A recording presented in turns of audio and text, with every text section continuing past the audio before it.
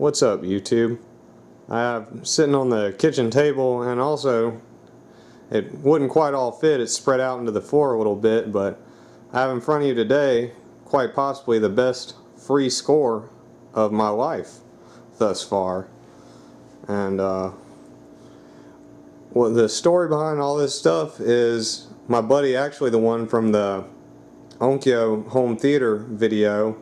He's moving and basically said he had a bunch of stuff. Well, he called me at first and said he had an old computer and asked if I wanted it, and of course I said I did.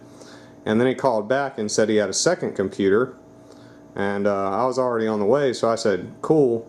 And basically none of this stuff here he was going to keep. He was either going to put it at the curb or take it to Goodwill, and a lot of these items are pretty nice, so kind of try and briefly go through each one and not have this video get too long.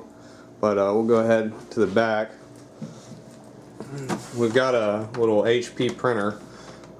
This one doesn't have a power cord. I'm pretty sure it'll work.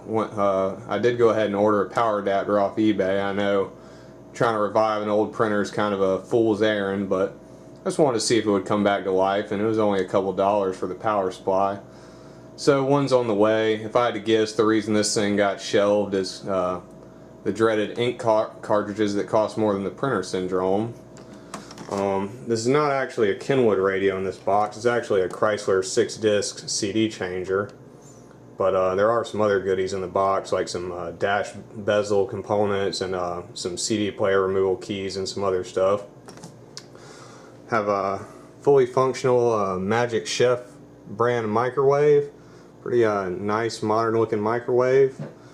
Got some back around here. Got some neckties, Ford spark plugs, Gorilla Glue, a sanding block, Velcro, wood screws, and of course here we have it's a Dell Dimension 4400 computer. It says it came with Windows XP, has a Pentium 4 CPU. Go ahead and it's plugged in right now. Unfortunately, I don't have a VGA cable on hand anymore.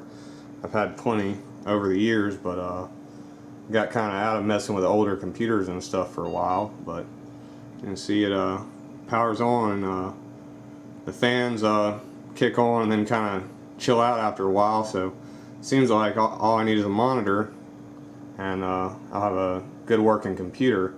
Which this was nice because I actually wanted to pick up a cheap old computer to use basically as a music player for my bedroom.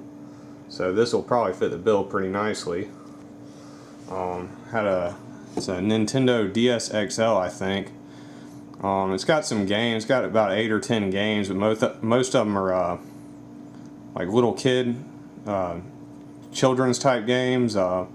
Nothing really interesting, and I'm not a big gamer personally. But what I'm gonna probably do with that is put it on eBay, and if I manage to get a couple bucks back, I'm probably give my buddy something nice and have it sent to him.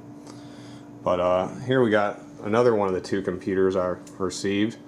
This one is a Inspiron 2500 laptop, and it's got the highly celebrated Celeron chip in it. But all this one needs is a power adapter, and I managed to score one of those for a pretty good price for what it is on eBay. So that thing's on the way. Got a Sony car CD player. I was actually there. I was the one who removed this from his truck about 2 years ago and installed a double DIN head unit. But this thing works fine, and actually I'm kind of partial to this model. I don't know if it's the same model, but it's virtually identical to the first aftermarket CD player I ever had in my first car audio system. So brings back a little nostalgia. We got some VR3 speakers here, and these must be old or something because they're actually built pretty well. I always thought VR3 was kind of like a bottom of the range Walmart house brand, and these are definitely, you know, they're coaxial speakers. But as you can see, that's a thick basket, and it's cast. It's not stamped, which is pretty unusual for a little small driver like this. And try and get it under control. It's trying to get away. It's got little push terminals too, so I don't know what'll become of these. The only thing I see with them that's wrong is this little mount here for the mid and the tweeter. Just needs a little dab of glue put on it, but other than that, they seem like some good working speakers. We got some hardware over here. Here's a subwoofer. We pulled these out. I'm not sure. This one should work. See if the light will come on. One of the Tensils has come unglued from the back of the cone, so that's probably the noise he was hearing. But yeah, extra little 10-inch subwoofer. It's pretty well built for being a Phoenix Digital brand. Never heard of them. Seem to be has kind of one of those Lanzar pile type cheesy looking cones on it, but the driver itself is pretty well built. Big magnet, heavy, the basket's pretty stout. Not a bad looking 10-inch driver, and the price was definitely right at 0 cents. So let's go over here. Got one of those things you always see the executives playing with in their offices on television, a little golf game. He said he bought this thing new, but it quit working, so have at it. A little camera tripod. Not sure what I can do with that, but you might see it. I may be able to adapt it to this camera. I don't really know. I'm not pretty new to cameras and filming and things of that nature. Free coolant, some rubbing compound for fiberglass. Got an old Sanyo CRT TV. Not really sure if I have any use of this thing other than maybe scavenging whatever parts I can off the thing, because it's pretty basic. All it has is a coaxial input, and that's it. And a couple more little items over here. A little surge protector 300. Quite a while ago, because when was the last time you saw Walmart actually put a price sticker on something? And it says it protects against surges and EMI and everything else apparently.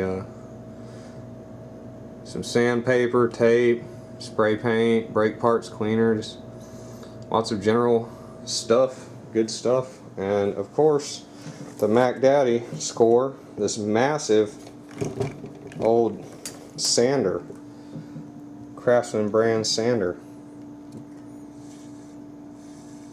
It's hard to convey on video just how big this thing is. I mean, it is heavy and enormous. And here it is next to the 5 1/4 inch speaker, so you can try and get a bit of a size comparison about how big it is. And well, I think that's about it for this video, but just wanted to show some of this great stuff I got. Really appreciative of my buddy, and glad I was able to save some of this stuff from Goodwill or worse. Wouldn't want it to end up like that Technics speaker I found recently. But there will definitely be some more videos about some of this stuff and here in the future. So if you like what you see, subscribe, and thanks for watching. Have a good day.